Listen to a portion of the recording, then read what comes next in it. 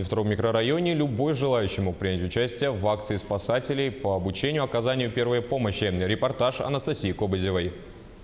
Сколько человек спас, Андрей и не вспомнит. За этот купальный сезон из воды уже вытащил 5, 3 на прошлой неделе. Молодые люди купались в пригороде Якутска. Набрали скорость и пошли к ним на полном ходу. Подплыв ближе, обратили внимание, что они находятся на расстоянии друг от друга, так как течение сильно начало утаскивать. И им необходима помощь. Начали спасать, то есть круг, одному кинули круг, второму кинули жилет, третьему подплыли, начали вытаскивать его. И вот в тот момент, именно в тот день, вытащили 3 молодых ребят от 18 до 23 лет.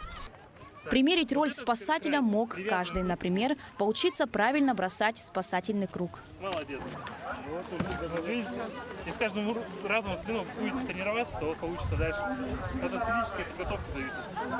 Спасти утопающего может человек, который не умеет плавать. Для этого ему необходима бутылка и веревка.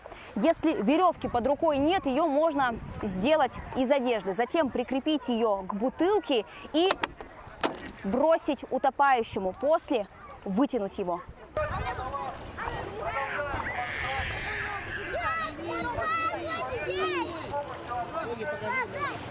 Спасатели показали и новые разработки – плавающие костюмы. Они позволяют не только держаться на плаву, но и защищают от переохлаждения.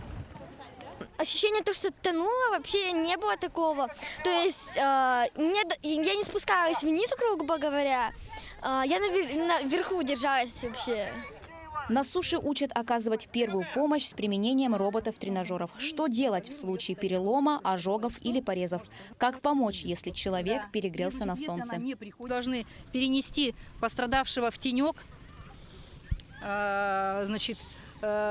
приложить любую, допустим, полотенце с собой, что есть, намочили в холодной воде, приложили на голову, приложили на грудь. Можно там какие-то мелкие полотенца положить на паховую область. Здесь у нас проходит магистральный сосуд для того, чтобы максимально остудить. Температура понизится тела, да? Мы вытираем человека насухо и уже тут его укрываем и даем ему попить.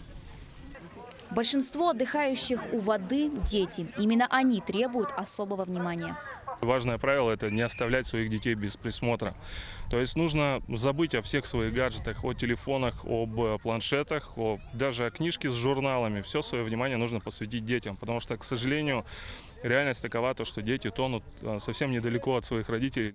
Спасатели еще раз обращаются к жителям. Не пренебрегайте элементарными мерами безопасности. Отметим, что за неполное лето на реках Якутии уже утонули 40 человек. Анастасия Кобызева, Георгий Григорьев, Якутск.